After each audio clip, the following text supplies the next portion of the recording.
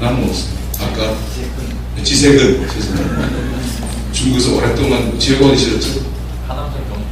하남성 교사 오랫동안 생각하시다가 들어오셔서 중국 생각하고 계시고. 경희대에서 네. 경희대인데 이쪽은 화성 캠퍼스, 국제 캠퍼스. 여기는 저기 회기동 캠퍼스가 다른 거죠.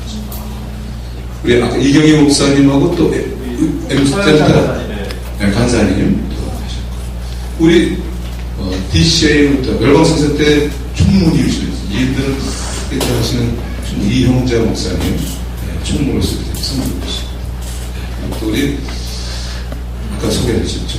그리고 우리 한상현 목사님 아까 축도하셨던 목사님은 지금 시흥 쪽에서 이주민 사역을 하시려고 지금 센터 이렇게 준비하고 계시고 반복해 하시면서 하시는 그런 목사님이십니다. 네. 소개 안 하는 분들은 없죠. 네, 다. 지금 한번 박수 하겠습니다.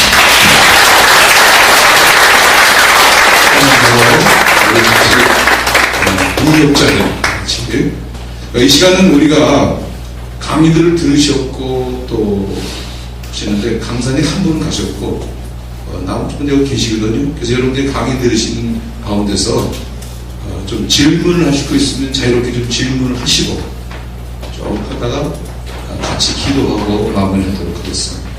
여기 첫날부터 강의하실 때 질문하시죠. 허명 목사님. 폴김 목사님한테 아까 제가 잘 못 들어가지고 마크라고 하는 청년이 이제 개종했는데 그 사람 국적이 어디라고 했지? 리베리아. 라이베리아? 예, 라이베리아. 예. 라이베리아 무슬림들이 변화해서 이제 예수 영접하고. 예, 맞습니다. 라이베리아. 예. 그렇습니다. 또 여러분들 중에서 선생. 길거리 전도 이제 많이 하잖아요. 네. 선생님들 할 때에 약간 전도를 옛날에 이제 거기서 직접 간단하게 전도를 하는지 아니면 그대로 초청을 하시는지 어떤 식으로 하시는지. 저요? 저희는 이제 전도지도 나눠주시지만 가능하면 전도지만 나눠주는 걸로 끝나는 게 아니고 그 자리에서 복음을 전해요. 그러니까 이제 교회를 가십니까? 라고 보다는 예수님을 아십니까? 라고 물어보는 쪽이 있는 것 같고요. 그리고 실제적으로 복음을 전합니다. 그거는 이제 전도지에서 나온 그걸 쓰기도 하고 뭐 사형리를 쓰기도 하고 그냥 간단한 복음을 제시하기도 하고 복음을 전해요. 네. 제가 우리들도 나가면은 외국인들이 많잖아요. 네. 그럼 각 나라별 전도지를 서로 좀 공유를 하면 좋겠어요. 서로 어떤 것들을 쓰고 있으신지. 네. 그리고 길거리 전도할 때 너무 길면은 좀 불안하거든요.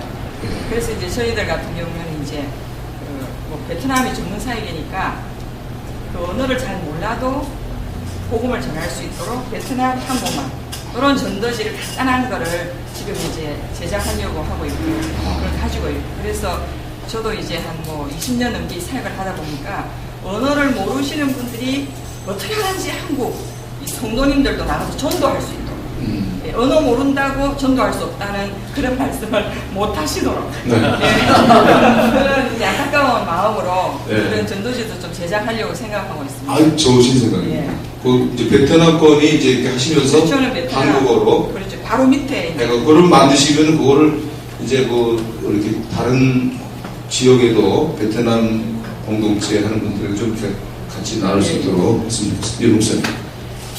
바로 그 부분에 관해서 도움이 될 수 있는 말씀 드리고 싶은데 전도 편지를 저희는 매주 한 편씩 제작을 해왔습니다.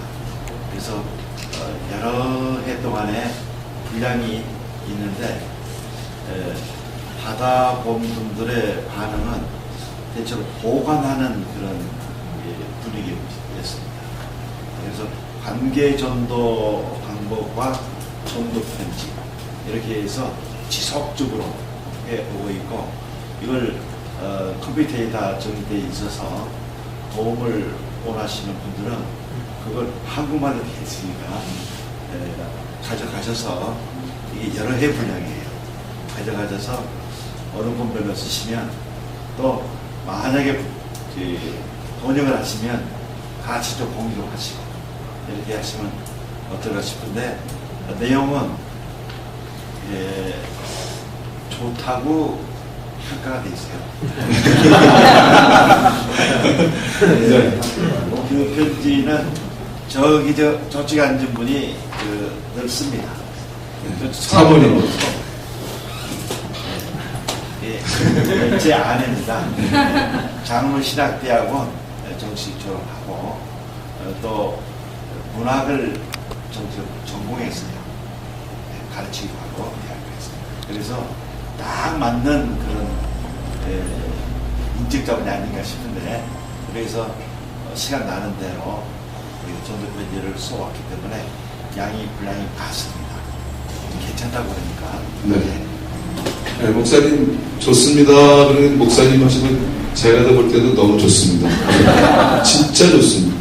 근데 우리 사모님이 글을 쓰시는 거 이렇게 보니까 그냥 어디도 없는 근데 현장에서 이렇게 그때마다 느끼시는 것들을 이렇게 캐치하셔갖고 전도 편지를 쓰시는데 정말 글을 말끔하게 잘 쓰시지만 감동되는 글입니다. 그래서 그걸 계속 교회 편지를 보내시더라고요. 근데 그거를 인터넷으로 넣으셨으니까 이렇게 갖다가 쓰시면서 번역해서 쓰시는 분들이 좋죠. 이형자 목사님 수고 많이 하시는데 문의하시면 되겠습니다.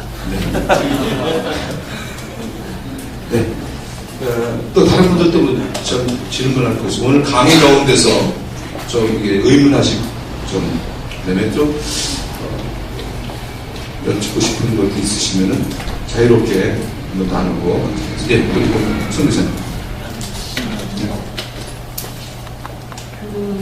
아까 우리 목사님께서 이주민 선교는 선교로 머물러야 될 것 같다. 교회가 아니고 사이클로 돌아가면서 가니까. 근데 이 안산 지역에는 다문화 가정들은 없는지.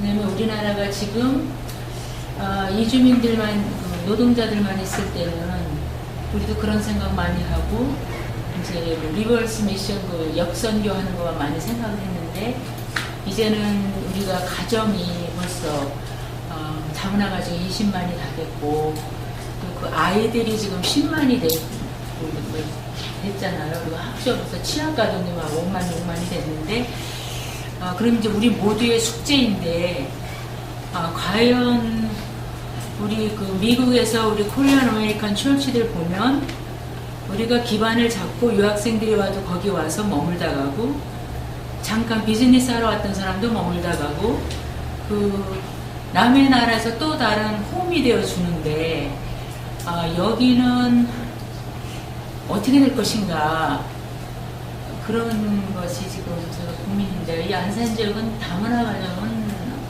거의 없는 중요한 질문인데요. 이주민들을 다시 분류를 하면 지금 얘기하신 대로 150만 중에 가장 많은 수가 중국 동포고, 재동포, 또 외국인 노동자고, 지금 말씀한 다문화 가족이 있죠. 다문화 가족도 사실은 20만 중에 사실 반 이상이 중국계에서 왔죠. 동포들이 많은데 다시 분류된 다문화 가족 영역은 독특하죠. 한국에 정착할 수 있습니다. 근데 문제는 다문화 가족도 저는 제가 말씀드리고자 하는 취지는 이주민 사역의 특징은 일반 목회도 마찬가지지만 반드시 한 손에는 성경을, 한 손에는 신문을 같이 봐야 된다는 거. 가령 예를 들어서 내가 중국인 이주민 선교를 사역하겠다 하면서 강남에 가서 하면은 좀 정신병이 생기죠. 우리 같은 분들은 그 지역적으로 벌써 분포가 나거든요.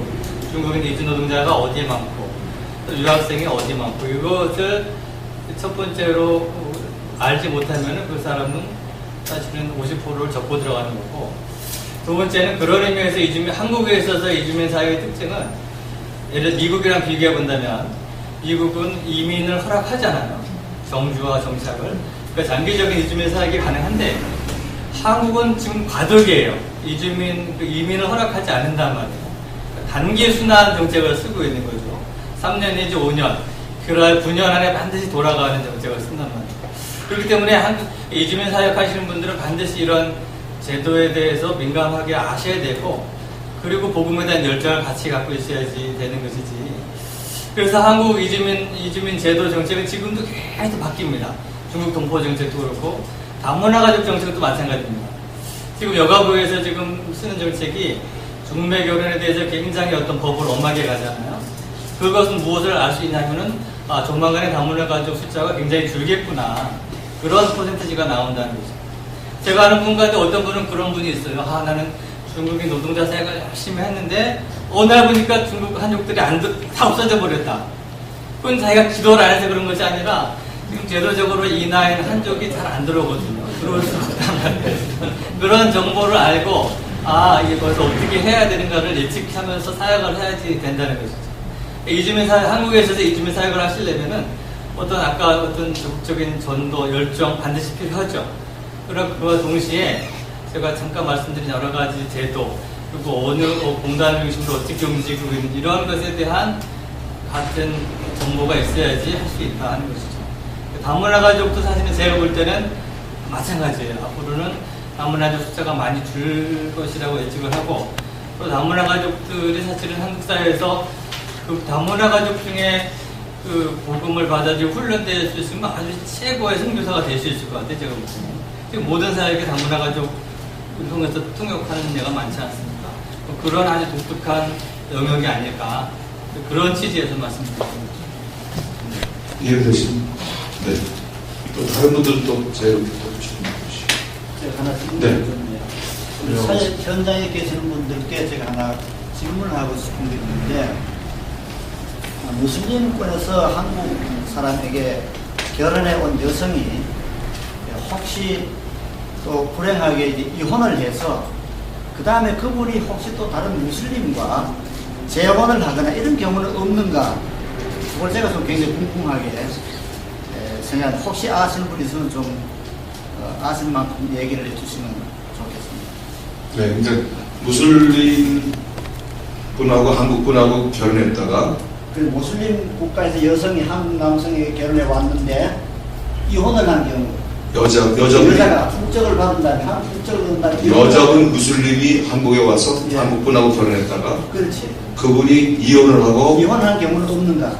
그 다음에 이혼을 해서 그 다음 그 누구와 재혼을 하는가? 그런 케이스는 혹시 이런 케이스 혹시 알고 계신 분이 있습니까? 어떤 목사님 어떤 이유에서 그런 질문을 하시나요? 그거까지 제가 얘기하기 곤란하고 혹시 그런 케이스가 알고 계시면 없으신 것 같은데. 네. 케이스는 따로는 없는데요. 네. 제가 네. 답변을 해도 될까요? 케이스가 따로 있는 건 아닙니다. 근데 무슬림 여성이 한국 남성, 그것도 이제 무슬림이 아닌 한국인이랑 결혼을 하는 사례는 아마 없을 겁니다. 왜냐하면 그 나라 법상으로도 그렇고 무슬림 국가 자체가, 그러니까 이슬람 국가 자체가 그걸 막고 있어요. 남성들 같은 경우에는 이제 우리 한국인 여성들과 이제 결혼을 하려고 하는 경우가 많은데, 무슬림 여성이 한국인 일반 남성하고 결혼을 하는 사례는 없습니다. 그리고 제가 그 MBC 쪽에서 연락이 한번 온 적이 있었는데, 그러니까 이제 이혼한 무슬림 여성의 그런 사례를 알고 있냐고 했는데, 그런 자료를 이렇게 저희가 얻으려고 해도 자체적으로 내부적으로 이렇게 무슬림들끼리의 공동체가 이렇게 결속이 되어 있는 경우가 많아서 그런 사례를 찾기가 참 어려워서 저희도 이제 대답을 드리기가 어려웠었거든요. 그래서 그냥 간단하게 제가 알고 있는 것만 말씀드리면서, 일반적으로 보면은 무슬림 남성이 들어와서 한국분하고 여성분하고 결혼한 케이스인데, 이제 질문하신 케이스는 이제 무슬림 여성이 들어와서 한국인 남성과 결혼한 케이스를 이제 질문하신 것 같은데, 그렇게 좀 특이한 케이스 같아요. 그래서 없는 것 같습니다. 이슬람 법은 허용이 안 된대. 법으로? 이슬람은 법으로 허용이 법 자체가 허용이 안 되는. 남자분이 만일에 한국 사람 결혼해도 한국 여자가 기독교인이 돼야 돼요. 기독교이거나 유대이거나 그냥 되지 타 종교라도 다른 종교를 가진 여자가 결혼할 수 없어요. 근데 여자들은 무조건 무슬림 남성하고 결혼해요. 무조건. 그러면 소장님, 네. 호수백에서 오는 사람들 무슬림 여성들이 예. 그러면 그 사람들 한국 사람들하고 사는 사람. 우즈벡은 조금 제가 우즈벡 그렇게 말잖아요. 우즈벡은 보수적인 좀 뭐야 좀 뭐랄까 좀 엄하지 않는 무슬림이에요. 거기도 그러니까 거기는 조금 그런 게 흠이 되는지도 모르겠어요. 우즈벡 와이프가 많이 우즈벡은 조금 루즈한 무슬림이에요. 예, 우리나라 여성들 가운데 이주 여성들 가운데서 우즈벡도 있는데 명목상 거기서도 하나의 그 이슬람 이런 다음에 그래서 정통 무슬림들은 다른 또 질문 있으시면 해주시기 바랍니다.